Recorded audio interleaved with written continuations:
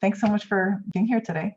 Sure, my This is pleasure. great. And so, when this whole idea came about when I was teaching, and I spoke to so many parents and students about students mostly that were struggling with math. And I had many parents come in just to talk to them about how their kids were doing and just to catch them up. And I heard so many times, parents say that they weren't math people or that they were math people, and what I learned was after many sessions with parents that the way they felt about math really had a huge effect on their kids, and starting at an early age, or something that another adult, like a teacher in the child's life, said to the children at an early age had a huge impact on how they felt about math later on. And then it had such a huge impact on choices that they made in hobbies and things later.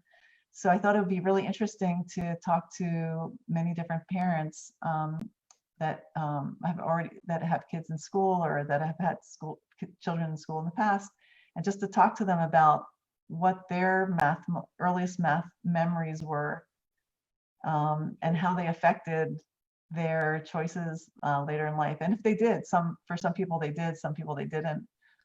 So I was just interested in speaking to you about that. Sure. It's so interesting because my earliest memory of math is second and third grade. Mind you, this goes back many, many years. They don't do this anymore. We used to play something called traveling arithmetic, and it was flashcards. And you would stand behind, one student would get up, stand behind another student, that's sitting at a desk. Teacher would hold up a flashcard that gave an addition problem or a subtraction problem. And I was great at it. I was like the queen of traveling arithmetic. All that, it was the easy stuff though, with addition and subtraction, division, nothing major. And it was elementary school. But by the time I got into junior high school, and it might be because, the combination of both, by the time I got into junior high school, I was so much more involved in writing and English that I didn't pay much attention to math. And I think because I didn't pay much attention to it, I didn't understand it. I had a really hard time with algebra. I was really focused on writing, and I was in the speech club, and I was really good at that, and I really liked it, and I learned presentation skills, but math was like kind of put on the back burner, and nobody at home. I passed. I was maybe a B- kind of math student, and nobody at home had a real issue with that, so there was no focus on, does she need help? But I have to say that it got worse, because when I got into high school, those are the courses that I came very close to failing. Trigonometry, geometry. I was awful in math and excelling in anything English, literature, drama oriented. So much so that by the time I got to be a senior, in order to graduate, I was still short a math credit. And I remember taking the absolute easiest math that they offered. I got by the skin of my teeth with the required stuff. And this was almost like a repeat of, I remember feeling like, oh, wow, me and all the not so smart kids are in this class. And one other good friend of mine, because I didn't understand trigonometry or geometry. Did not make sense to me. Off to college. Oh, sorry. Do you have a question? No, go ahead. You Off to college. I go to Ohio State specifically because they had a great school of journalism, and I wanted to be a journalist. And I get there, and the time that I went had something to do with my forthcoming decisions.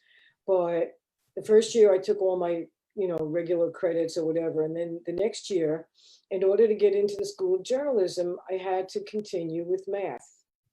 And I was terrible. I was failing it. I really needed help. And as I say, there were other outside circumstances that also influenced my decision, but I did not pursue the School of Journalism because I had fulfilled the math requirement that I needed to move on for anything else, and I didn't want to deal with it. So I didn't go into the School of Journalism, which it was 1969. Need I say more? So needless to say, I pursued a career that didn't have much to do with math. So do you think, well, was that, you think that was intentional? No, it was, well, it was semi-intentional. I kind of just fell into advertising when it did happen, but my original positions in advertising were, I was not a producer.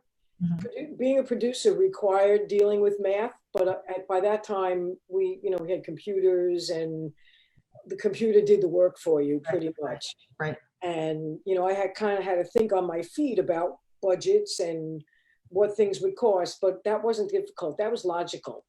I understood all that. Once I became proficient at what I knew productions would cost, and when it came to doing the actual estimates, Excel kind of did it for you. Right. So there wasn't an issue there. It didn't really require math skills. And I'm sure that not having math skills, I pursued a position in the industry. Not that any of them really did have math skills, although some of the analytics and the people that dealt with analytics, yeah, they needed math skills. But I pursued an avenue that did not. It was much more people skilled. I had to write a lot, and I was good at that. So do you think like, so when you go back to middle school and elementary school, when you had math every day, and was there like an adult that ever said anything to you about math being either important or not that important, or turned you on or off to math? Is there any specific moment that you remember that stands out from a teacher or anyone? Not with math, to be honest. It was just, do it. But there was no emphasis. There was no discussion about anything. Yeah. It was, like I said, it was a really long time ago. Yeah. I know they teach very differently now, but it wasn't emphasized. And, like the boys were supposed to be good in math and science, and the girls were good in, when I went to school, they had home ec. Yeah. Say more. I mean, I think they should institute that again, but I learned a lot in home ec. But, so that's interesting what you're saying. The girls were supposed to be good in one thing, the boys were. How did you understand that? Like, what was your first? Do you remember why you? It wasn't like overtly said. But the fact that I wasn't very good in math or science, but science I could understand a little bit more if I asked the right questions. Right. Math eluded me when I got older. Like I said, I didn't find elementary school math difficult. So, everything was hunky-dory. I would just move right along, and there was no, oh, she's good at that. Or she's not good at that. Right. Just, yeah, you're doing it. But when it became a problem, it was like, all right, well, you're good in this. You write really well. You speak really well. You read, you have good reading skills. So concentrate on that. And that's what I did. So if you're able to go back and let's say you had the choice of another career that was math related, that had a strong math correlation, is there something else that you think that you would have picked, like knowing now what you know, or do you think that you would you have stuck, like would you have stayed in what you did? Well, I liked what I did for a really long time. It was only, I did it for like 40 something years, and it was only the last 10 that were super, super, super hard. Just crazy deadline, nutty hard. It wasn't always that intense. I doubt that I ever would have veered towards anything math or science related. It just wasn't my strong suit, and that it was okay to say that when I was a kid and I said, math's not my strong suit, nobody cared. Mhm. You know, it was like, okay, well, you know, you like that, pursue that. And that's what I did. Maybe knowing what I know now, I would have tried to do something with writing instead of such intense corporate, um, such an intense corporate environment. But for the most part, it was fun. It was good to me, and Yeah. I had really no complaints. Yeah. So outside of like the the planning stages, was there math? Where was there math in your job in any other Um, areas outside of budgeting? And you know, the only math that was really involved was figuring out what something should cost and putting a budget together that I could sell to the client. So, you know, it was constant manipulation of the numbers, Mhm. but that wasn't the hard part. The hard part was making it work for what I was given. Mhm. The budgets that I was given, I had like no room. It was like, get it done for Mhm. this. Excuse me. So, like I said, it wasn't so much math oriented at all as it was thinking on your feet and people skills oriented, Right. you know. How many different groups or people were you coordinating when you were working on Um, these different projects? Like what was the largest project you ever worked on and how many people were involved in it? well, the producer was like the hub of the wheel. Mhm. There was major input from the creative people, you know, the art director and the copywriter. Um, the media people, you know, gave us the schedules and told us when things needed, you know, to get places. Um, and the legal people told us whether or not we could move forward. And of course, the client had the ultimate say on all of it.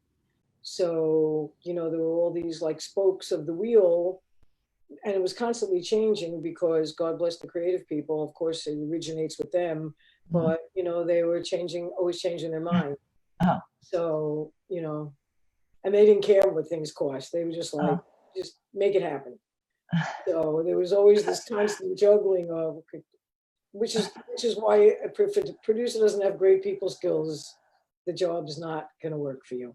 Right. You know, you really have to kind of balance everything and juggle everybody. Can you give an example of one time where you were just like, oh my gosh, I don't think I can, like, how are we going to make this happen? I mean, it would Oh, probably happen sure. so many times, but Oh, is there any, sure. Oh, well, one of the last shoots I did was 2 weeks before the 2017 inauguration, and it was for Amtrak, and it had to be done at Union Station in Washington. And they insisted on this timeline, and you know, I kept huh, saying, you know, they told me about it the week before Thanksgiving, and I had to be ready to shoot it like January 5th. mhm, And there was a 2-week break in December mhm, where, you know, I had to cast 19 people and tech scout, be allowed to get into Union Station and look at it all and see where I could put the cameras and see what the generator situation was. And it was right before the inauguration, and it was hard to find places to stay and to house the crew, and it was a nightmare. But and of course, you know, I by that time I've been doing it so long, I knew, especially under such a tight deadline, I knew where I could pad things and where I yeah, couldn't. And I took full advantage of that because when you're on location, you always go over budget, period, end of story. That's mhm, that's a yeah, given. But the client doesn't want to hear that. You mhm, know, you tell them it's going to cost $500,000. They don't want to hear that it's going to cost a little bit more. $600,000. So it was a stressful time, Yeah, but it was a great shoot with an awesome photographer, uh-huh, and um, and we pulled it off, and we did not go up. We came in under yeah, because I had some leeway with talent fees, mhm, and But it was very tough to put that together, over Christmas break, and trying to get people cast and approved and fitted, and The whole bit. it was hard. It was a Yeah. tough shoot, but it turned out great in the end. You had one of those professions that we all see like the end result, but we never think about what goes on behind the scenes. I feel like that's so interesting because, we see a commercial on TV, we don't really think too much Yeah. about it. We just see the commercial, but we don't It's realize the unbelievable months and what months goes and months and hundreds of Months. people that are involved to make. months if you're lucky. Yeah. Like I said, I got told about this right the week before Thanksgiving, then everybody went on break. So we came back in early December, and I remember having dinner with two of my other art producer friends, telling them what I just got, what job I just had to work on. And one of them, and I was like, oh, it'll be fine, I'll do it. And she just looked at me like, oh, I will be there to talk to you the whole way through it. Uh-huh. Are you kidding me? And I said, you know what, you're probably right, but I have to make it happen. Yeah. And, myself and the photographer's producer, who was godsend and talented up the wazoo. There's the word for us is troubleshooters, and thank God she was great at that. And between the two of us, we made it happen, and it was painful, Yeah. but it turned out great. The shoot was, the images are beautiful. Yeah. Well, that's great. That's interesting. So anyway, I just want to thank you for Oh. joining me today and just talking a little bit So about happy, so happy your to math memories. This is great. So happy to contribute. This is awesome. And Yeah. just keep moving forward with your project. It's fabulous. Thank you. Thanks. Absolutely. Yeah. Hopefully we'll get a lot of these going, and people will watch them and see, how much the early years in school really affect what we like and what we don't like, and also just influence, which direction kids go in. And, kids really they're capable of doing math and, all the different things that they need to learn, but so often they're pushed in a direction because of something said or not said Yes. by people in their life. And it's just interesting. And because of an expectation that someone else has. Yeah. That isn't real for the child. Yeah. Yeah. Yeah. So anyway, so have a great evening, and we'll talk again soon. And I hope so. That would be great. Okay. Right. Say hi to the kids. Okay. Hang in there. Janice, Okay. take care. Bye. Bye.